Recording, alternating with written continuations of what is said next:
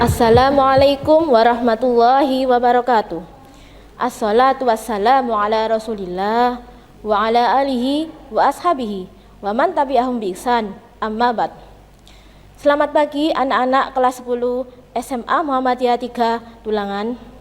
Bagaimana kabar kalian? Semoga kalian dalam keadaan sehat walafiat dan dalam lindungan Allah.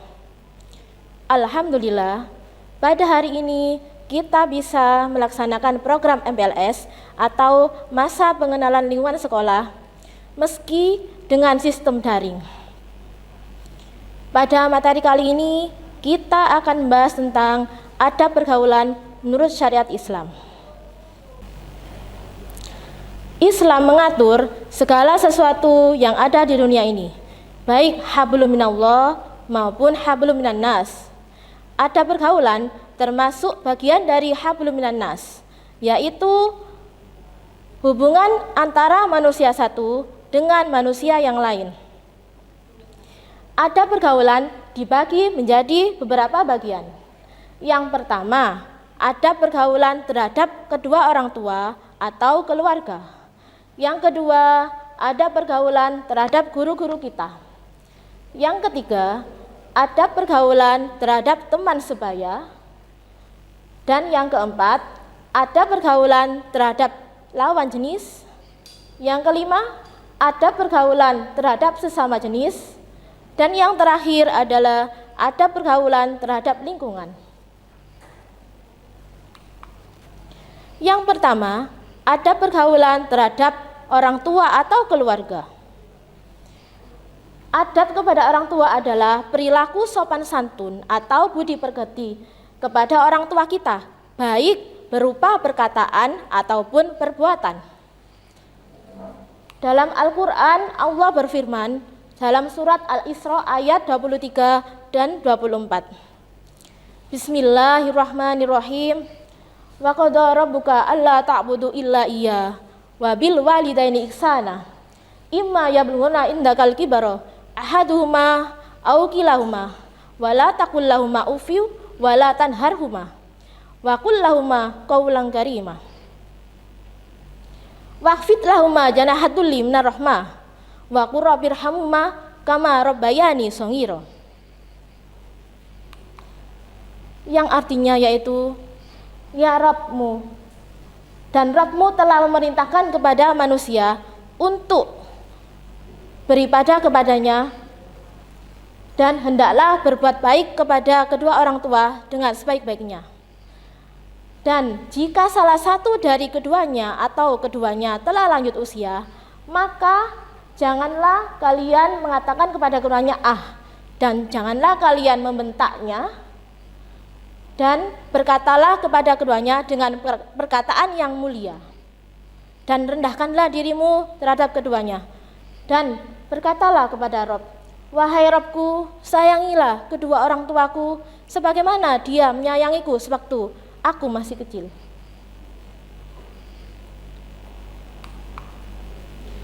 Jadi berikut bentuk-bentuk adab seorang anak kepada kedua orang tua. Yang pertama yaitu kita dilarang mengatakan perkataan atau cis kepada kedua orang tua, yaitu artinya kita dilarang berkata yang tidak pantas atau perkataan kotor kepada kedua orang tua kita. Jadi kita harus berkata sopan, selalu sopan dan lemah lembut kepada kedua orang tua kita. Kemudian yang kedua yaitu larangan berkata kasar atau membentak kepada orang tua kita. Meskipun orang tua kita itu melakukan kesalahan, maka kita dilarang untuk berkata kasar atau membentak mereka. Misalnya, kedua orang tua kita ini bisa dikatakan kurang taat kepada Allah atau tidak melaksanakan perintah Allah. Misalnya, kedua orang tua kita ini tidak melaksanakan sholat 5 waktu yang diperintahkan. Bagaimana sikap kita? Apakah kita memarah-marahi mereka? Jadi kita tidak boleh memarahinya. Kita yang pertama harus mengingatkannya dengan bahasa yang lembut atau dengan bahasa yang baik. Misalnya, Pak, Bu, ayo kita sholat bareng-bareng atau mengajak mereka untuk sholat. Kalau misalnya mereka tetap tidak mau pada pendiriannya, maksudnya tidak mau sholat, kita juga dilarang berkata kasar kepada mereka. Jadi kemudian kita menyontohkan kepada mereka, kita sholat dulu. Kemudian lama-lama mereka kan akan meniru kita. Wah, anakku sekarang sudah sholat dengan tepat waktu dan 5 waktu. Masa aku tidak sholat? Kan mereka akan lama-lama akan malu sendiri kan, seperti itu. Kemudian kalau misalnya mereka tetap saja tidak berubah sikapnya, maka jalan yang terakhir yaitu dengan hati, yaitu kita hanya mendoakan mereka saja. Ini jalan yang terakhir. Kemudian yang ketiga yaitu ketika berbicara kepada orang tua, hendaklah dengan perkataan yang sopan dan santun dan lemah lembut.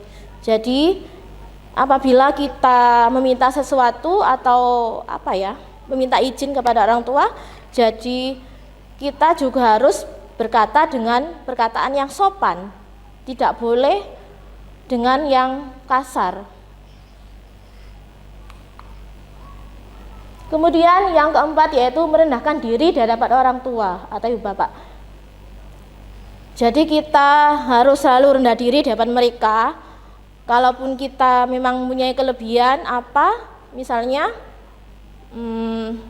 jadi kita tidak boleh sombong terhadap mereka. Harus tetap merendahkan diri kepada kedua orang tua kita. Kemudian selanjutnya yaitu senantiasa mendoakan kedua orang tua kita. Jadi setiap selesai sholat 5 waktu, kita harus selalu mendoakan kedua orang tua kita. Bagaimana doanya? Rabbighfirli wali walidayya warhamhuma kama rabbayani shaghira.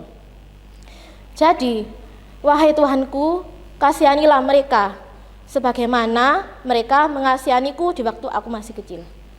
Jadi kita harus mendoakan kedua orang tua kita setelah selesai sholat 5 waktu. Kemudian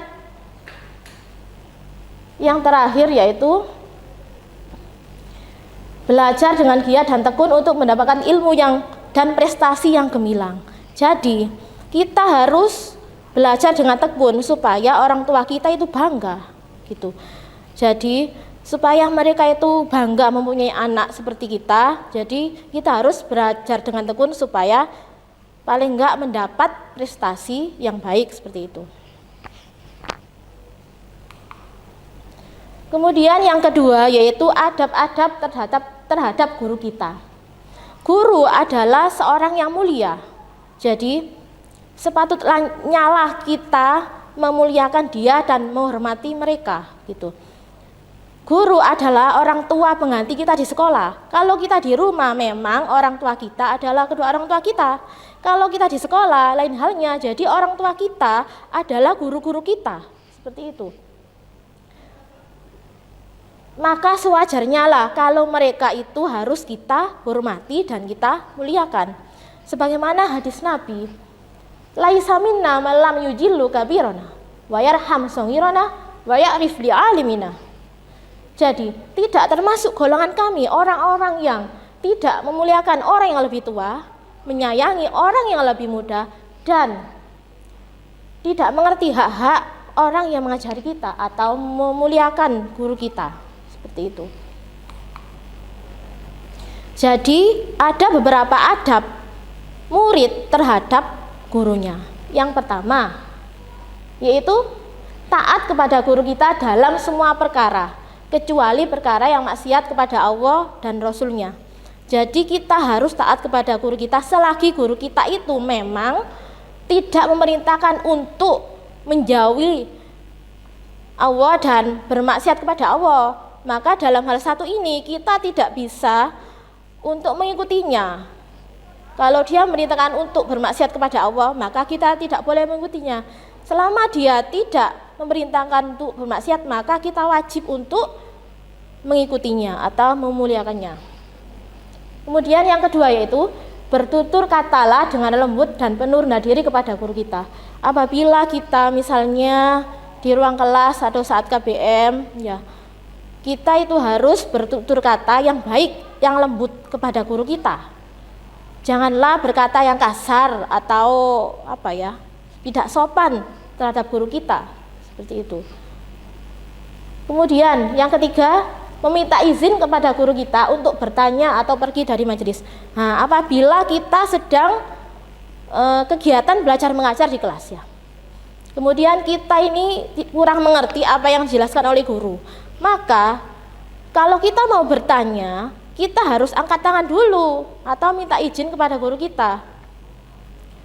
Kemudian apabila juga kalau kita ada hajat di luar kelas, misalnya mau ke kamar kecil misalnya, jadi kita tidak boleh langsung nyelonong ya keluar dari kelas.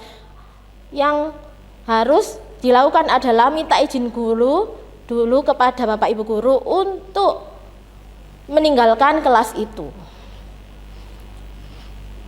Kemudian selanjutnya yaitu memberi salam kepada guru apabila berjumpa. Apabila ya seorang murid ini atau kalian ini bertemu guru kalian, misalnya di luar sekolah atau pas di jalan gitu ya, sama-sama naik sepeda motor, bagaimana sikap kita terhadap guru kita? Apa langsung kita salep seperti itu? Nah, yang baik adalah yaitu atau kita bel dulu, tintin ya, kemudian kita beri salam, assalamualaikum, seperti itu, baru kita bisa menyalepnya. Atau kita bertemu di mana, misalnya di mall ya gitu ya, apa yang kita lakukan? Masa kita pura-pura gak tahu, wah ada guru kuis pura-pura gak tahu, seperti itu. Nah, itu adalah yang tidak baik. Nah, apa yang kita lakukan? Nah, jadi kemudian misalnya kita bertemu ya, kemudian kita assalamualaikum ya, salam dulu, kemudian salim kepada guru kita itu, seperti itu. Yang baik sikapnya seperti itu. Jadi jangan pura-pura tidak kenal dengan guru kita. Kemudian yang kelima, beri sepenuh tumpuan dalam pengajaran guru. Duduk dengan sopan dan dalam keadaan tenang. Misalnya kita dalam KBM kegiatan mengajar, apa yang dilakukan seorang murid? Karena sudah SMA ya kita, kalian maka ya harus duduk yang rajin, yang tenang, mendengarkan guru menjelaskan. Tidak bolehlah berjalan-jalan, kan bukan anak TK lagi, seperti itu. Jadi kan sudah SMA, berjalan-jalan lari-lari kan sudah tidak pantas ya. Jadi dengan tenang, sopan, yaitu mendengarkan penjelasan dari guru, seperti itu. Kemudian selanjutnya yaitu lakukan apa yang paling disegani oleh guru kita. Jadi melakukan apa-apa yang perbuatan baik yang disegani oleh guru kita. Kemudian selanjutnya hindari dari menyinggung perasaan guru saat berbicara. Nah, kalau kita misalnya kurang jelas dengan penjelasan guru atau jadi kita itu harus bertanya dengan baik-baik seperti itu. Atau di luar kelas lah, kita ada perlu apa terhadap guru, maka berbicara dengan sopan. Hindari dengan perkataan yang dapat menyinggung guru-guru kita. Kemudian selanjutnya yang terakhir yaitu mendoakan kemampuan dan kesejahteraan buat guru kita. Sama seperti kedua orang tua kita. Jadi setelah setiap sholat 5 waktu kita harus mendoakan guru-guru kita. Jadi setelah orang tua kita yang didoakan, maka yaitu guru-guru kita. Supaya kenapa? Supaya ilmu kita itu bermanfaat. Ilmu kita yang didapat dari guru-guru kita itu bisa bermanfaat.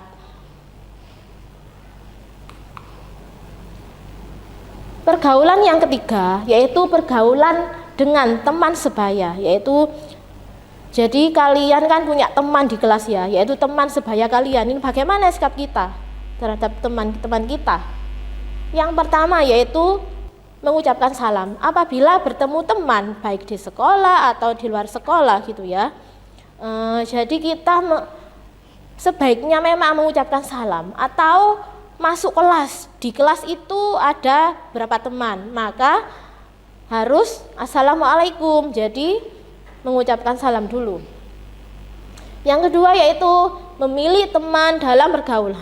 Bagaimana ini? Jadi memilih teman, kita itu harus bisa memilih dan memilah, teman ini baik buat kita atau tidak gitu. Karena kita, baik buruknya teman itu kita akan terpengaruh oleh dia seperti itu.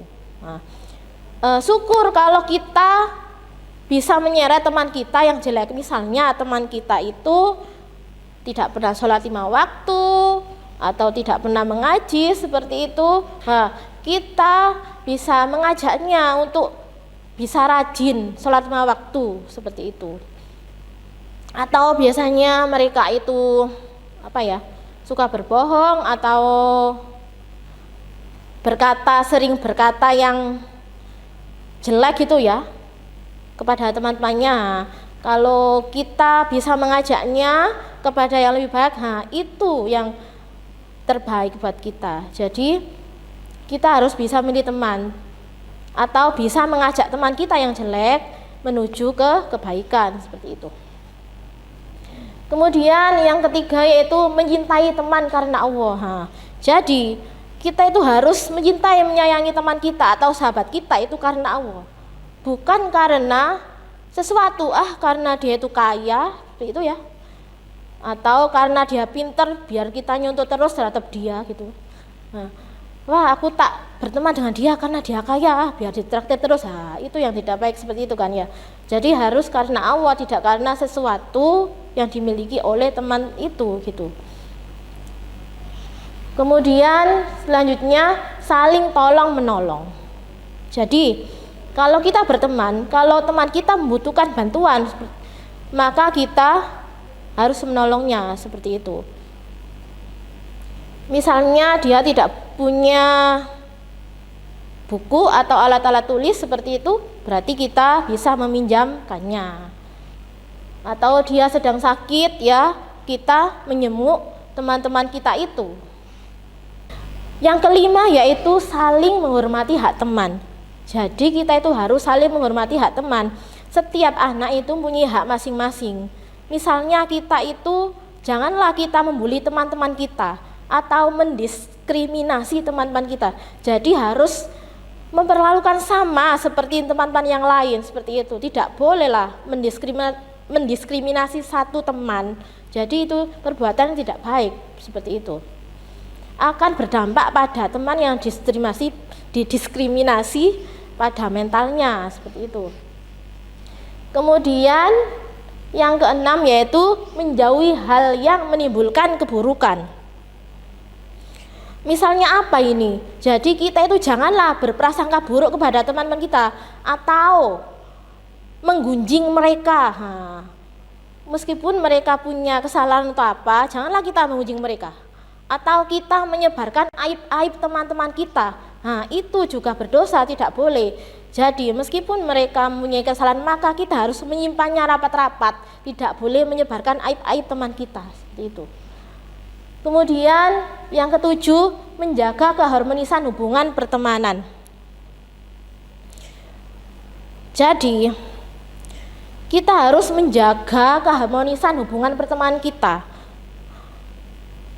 Tidak bolehlah, maksudnya kita ini jadi menimbulkan pertengkaran seperti itu. Sebagaimana sabda Nabi, tidak halal bagi seorang muslim untuk memboikot saudaranya lebih dari 3 hari. Jadi apabila kita ini bertengkar dengan teman kita, tidak menyapa, maka maksimal yaitu 3 hari. Maka lebih dari 3 hari itu segala amal yang dilakukan maka tidak diterima oleh Allah. Jadi setelah 3 hari ketiga maka kita harus minta maaf, berbaikan lagi dengan teman kita. Seperti itu. Jadi seperti tidak ada masalah lagi. Jadi maksimal yaitu 3 hari. Kita tidak bertegur sapa dengan teman kita. Seperti itu.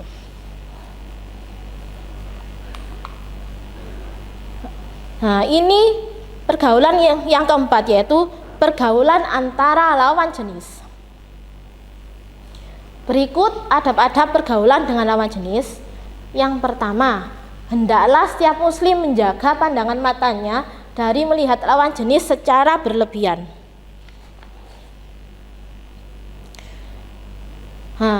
Jadi apabila kita melihat lawan jenis kita, baik laki-laki melihat perempuan atau perempuan lah melihat laki-laki, ini kan biasanya perempuan anak-anak sekarang itu kan lihat lebih senang ya kalau melihat laki-laki Korea seperti itu ya. Nah, seperti itu. Jadi tidak bolehlah kita berlebihan. Jadi sama-sama meskipun laki-laki melihat perempuan ataupun perempuan melihat laki-laki. Kemudian sebagaimana Rasul bersabda, "Wahai Ali, janganlah engkau iringkan pandangan yang satu dengan pandangan yang lain, karena pandangan yang satu itu halal, sedangkan pandangan yang kedua itu sudah haram." Nah, misalnya gini ya, kita di jalan itu tidak sengaja melihat lawan jenis kita. Nah, misalnya laki-laki melihat aurat perempuan tidak sengaja. Itu kan pandangan pertama. Jadi pandangan pertama itu langsung astagfirullah seperti ini ya. Nah, kemudian itu halal ya, tetapi tidak boleh diulangi lagi, dipandang lagi. Pandangan yang kedua itu jadi haram seperti itu, atau diterus-terusan melihat, berarti kan sudah pandangan keberapa seperti itu ya. Jadi yang pertama tok halal, kemudian kita beristighfar, tidak boleh diulangi lagi melihat pandangan yang kedua seperti itu. Kemudian hendaknya setiap muslim menjaga auratnya masing-masing dengan cara berbusana islami agar terhindar dari fitnah. Khususnya bagi seorang wanita seperti itu. Memang kewajiban seorang muslimah ya terutama itu berbusana islami, menjaga auratnya ya supaya terhindar dari fitnah seperti itu. Terutama nih kalian ya, kalau misalnya di rumah tidak apa-apalah, misalnya tidak memakai jilbab. Tetapi kalau sudah keluar, seharusnya lah kalian ini harus memakai jilbab atau memakai hijab yang perempuan ya. Karena kalau kalian ini misalnya keluar tidak memakai hijab, maka hati-hati akan menyeret ayah kalian ke dalam neraka seperti itu. Kemudian tidak berbuat sesuatu yang dapat mendekatkan diri pada perbuatan zina. Maksudnya itu berbuat sesuatu, namanya itu berkholwat, yaitu berdua-duaan, baik di tempat sepi atau di tempat ramai, yaitu antara laki-laki dan perempuan seperti itu. Jadi berdua-duaan yang bukan mahramnya, itu akan mendekatkan pada zina. Sebagaimana di Al-Quran dijelaskan, wala taqrabu zina innahu kana fahisha, dan janganlah kalian itu mendekati zina karena itu perbuatan yang keji seperti itu. Jadi apabila kalian berdua-duaan berkholwat itu ya, maka yang ketiga adalah setan seperti itu. Maka setan itu selalu membisikkan hal-hal yang berbau hawa nafsu ya kepada laki-laki dan perempuan itu seperti itu. Kemudian yang keempat, menjauhi pembicaraan atau cara berbicara yang bisa membagikan selera. Jadi menjauhi larangan bicara yang kotor, bicara kotor, yaitu jadi bisa membangkitkan selera baik laki-laki atau perempuan, itu supaya dihindari ya seperti itu. Dalam Al-Quran juga diajarkan berbicara perkataan-perkataan yang baik. Yang pertama yaitu qaulan sadida, yaitu perkataan yang jujur, yang benar dan tidak ditambah-tambahi. Apabila kita berkata kepada teman kita, maka itu qaulan sadida, yaitu dengan perkataan jujur, tidak ditambah-tambahi seperti itu.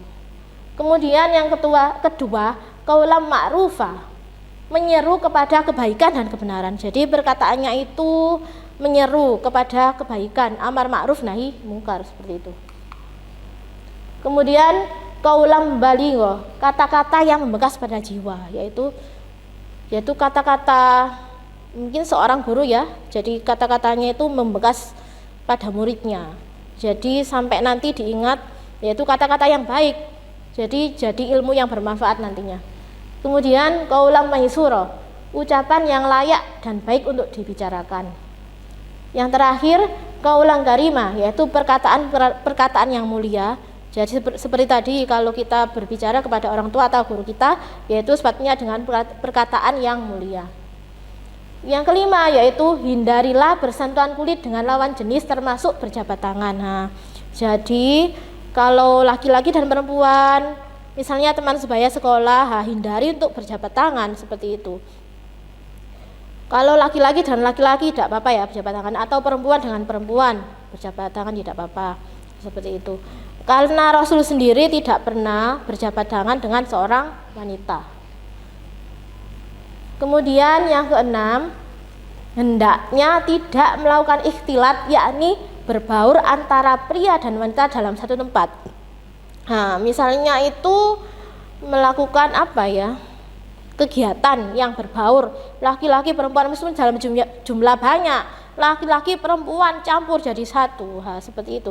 Sebaiknya itu ada jaraknya sedikit, sebelah sini laki-laki, sebelah sini perempuan, tidak langsung laki-laki perempuan jadi satu. Nah, seperti itu. Misalnya ada kegiatan apa, organisasi atau apa, jadi ada sekatnya lah.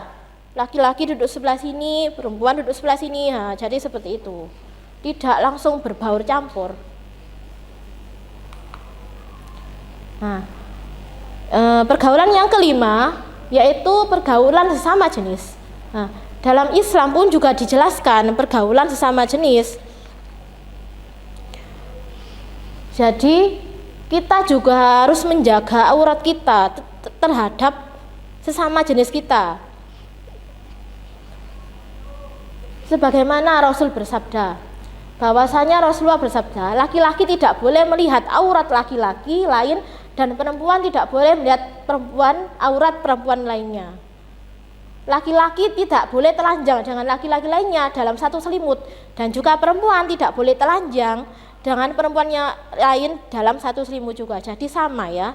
Jadi kita juga dilarang memperlihatkan aurat kita kepada teman-teman kita yang sama-sama perempuan atau teman-teman kita yang sama laki-laki, karena nanti juga bisa menimbulkan sesuatu suka sesama jenis seperti itu. Seperti itu.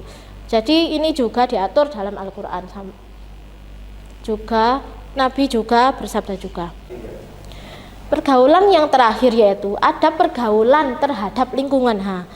Bagaimana kita itu memperlakukan, maksudnya itu menjaga lingkungan kita seperti itu.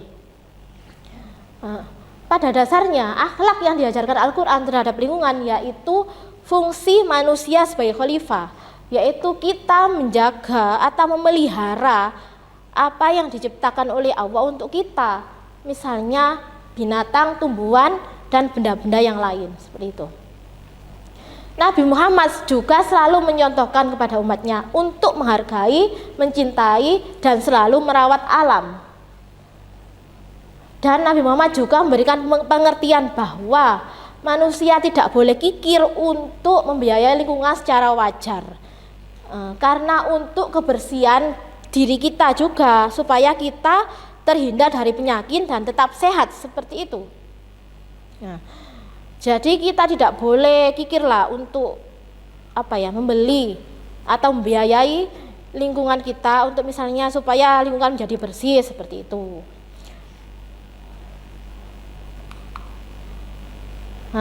Sebagaimana Rasul bersabda, jagalah kebersihan dengan segala usaha yang mampu kamu lakukan.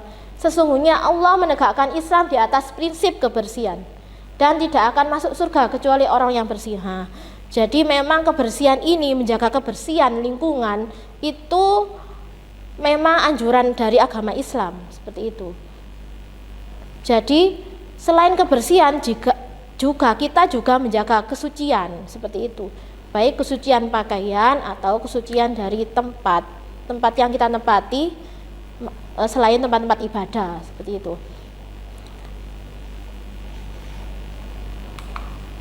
Kemudian Nabi Muhammad juga mengajarkan kita untuk mengusahakan penghijauan di sekitar tempat tinggal kita, dan menanam pohon-pohon yang bermanfaat. Kita juga dilarang untuk misalnya melakukan pencemaran lingkungan ya. membuang sampah sembarangan, akhirnya kan menyebabkan banjir, atau menebang pohon secara liar, jadi akan menyebabkan longsor seperti itu. Karena kerusakan di bumi itu memang atas perbuatan manusia sendiri, maka bumi itu alam menjadi rusak, akhirnya timbullah bencana seperti itu. Itu memang ulah manusia sendiri sebenarnya. Nah, jadi untuk menjaga kebersihan ya, penghijauan supaya udara itu tetap bersih dan kita bebas dari pencemaran. Demikian adab-adab pergaulan yang dapat saya sampaikan. Mohon maaf apabila ada kekurangan. Saya tunggu pertanyaan di grup-grup WA kalian. Saya akhiri. Nasrum minallah waskum qarib. Wassalamualaikum warahmatullahi wabarakatuh.